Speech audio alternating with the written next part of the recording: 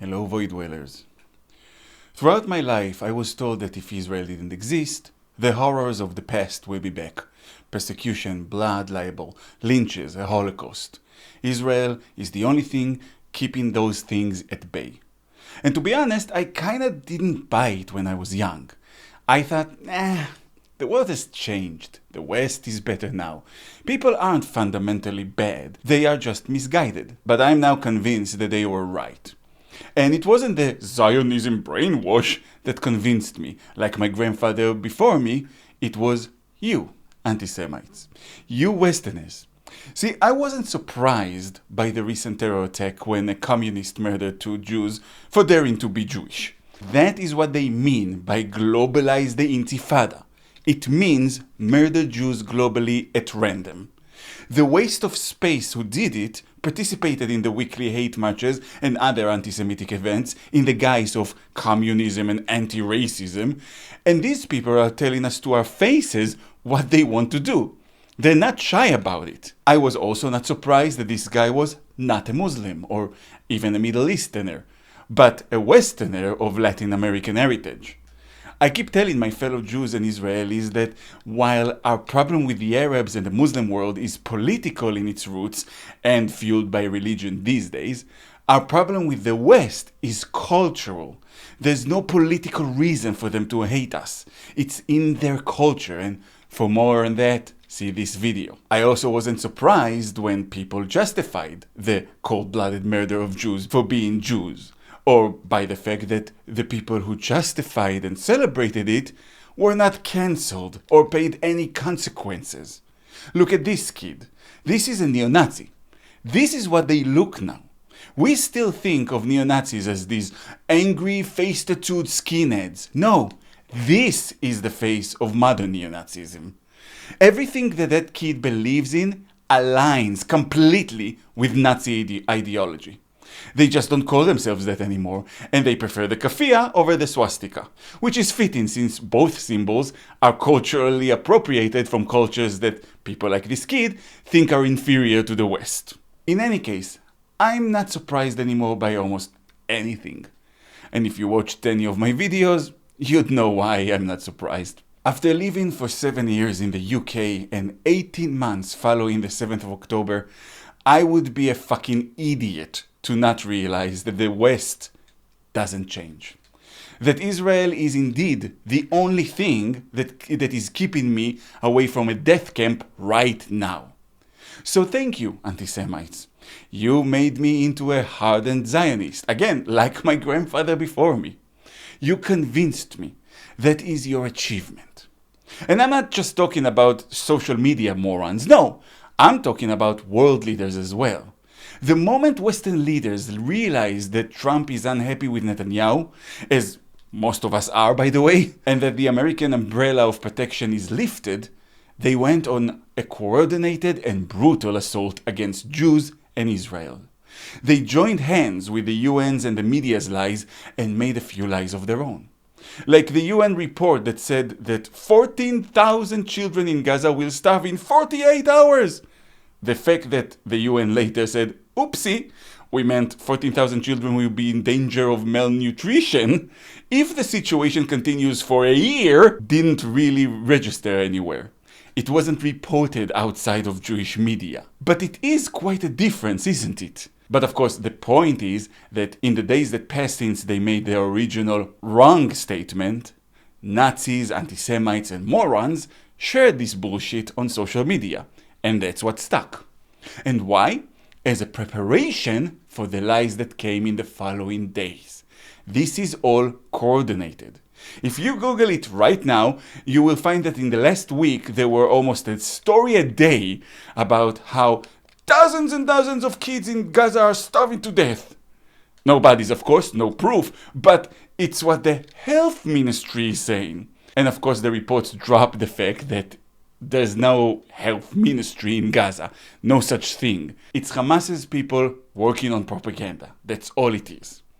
And in case you are too stupid to see how two things that they said can't really work together and therefore it has to be a lie, let me connect the dots for you.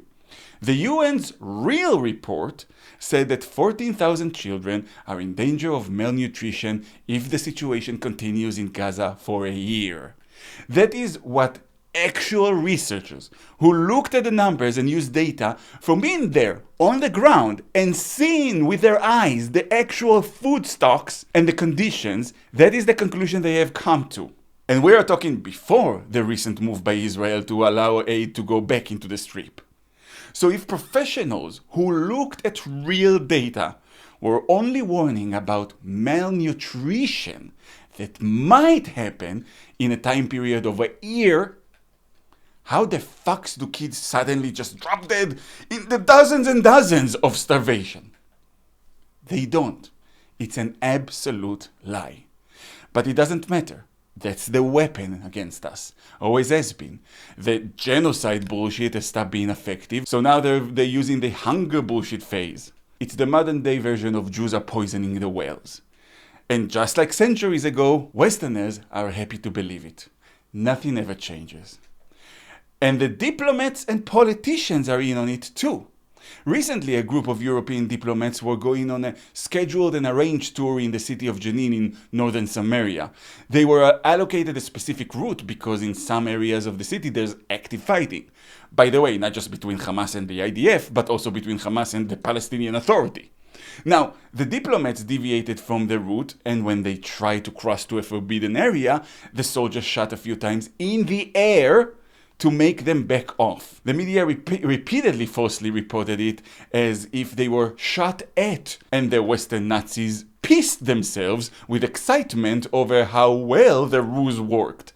Because let me be the first to tell you, they knew what they were doing. They've done it before. They deviated from the route in order to get a reaction from the soldiers, so that they can say, "Ooh, evil Jews are firing at diplomats." This was planned. It was a diplomatic terror attack against Israel, done by Europeans. And then there was this joint statement by the United Kingdom, France, and Canada. I will link the full statement for you from the official British government website.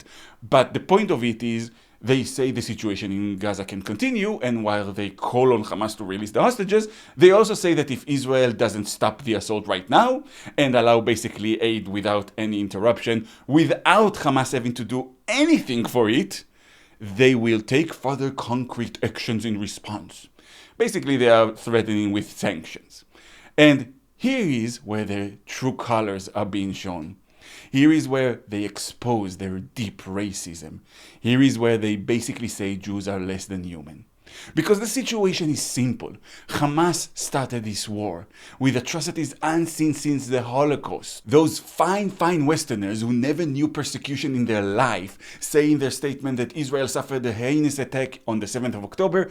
We have always supported Israel's right to defend Israelis against terrorism, but this escalation is wholly disproportionate.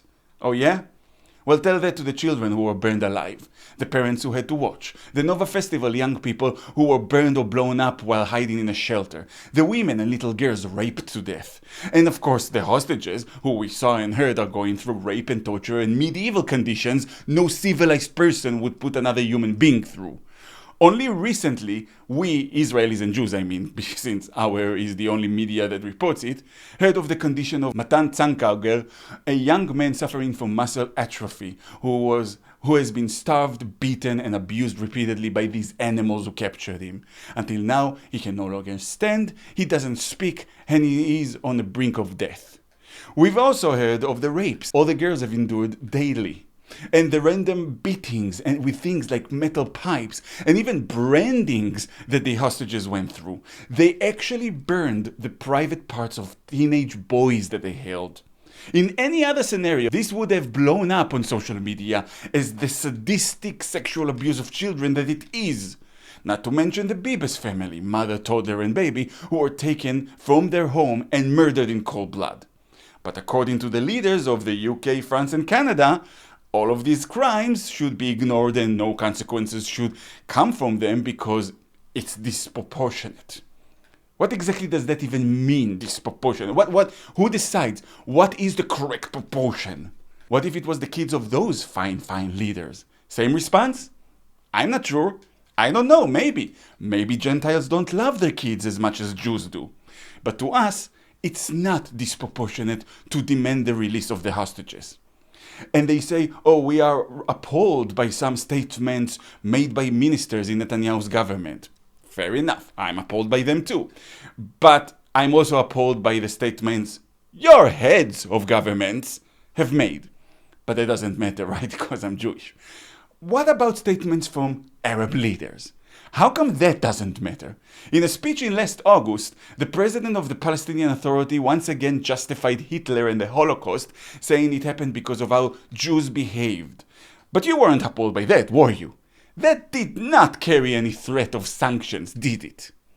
And that's the core of the issue here, that double standard, the fact that the Jew must always be the villain, even when attacked.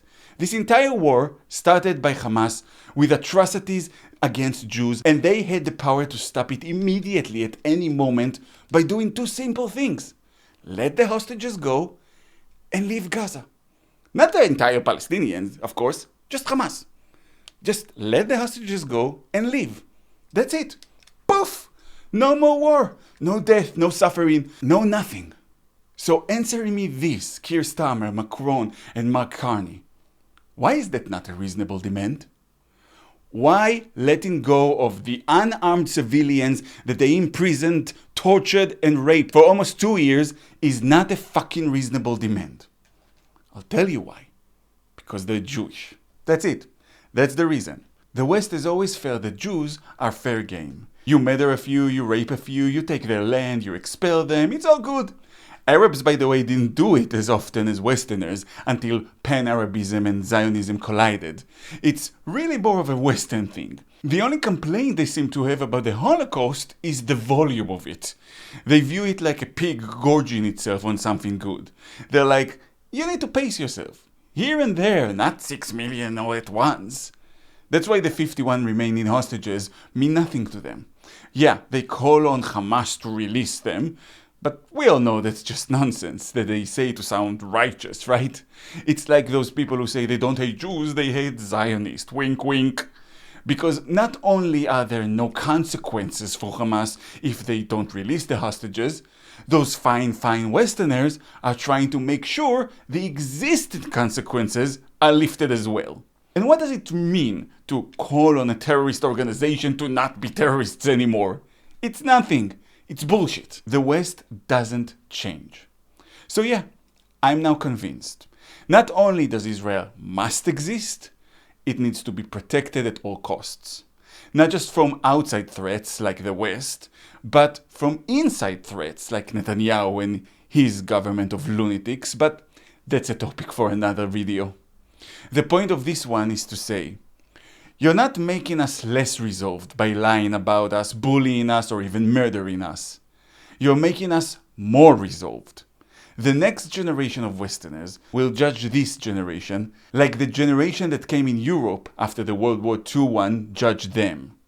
You will all be seen as these backwards racist cunts who used pretty words to justify persecution, ethnic cleansing, and murder.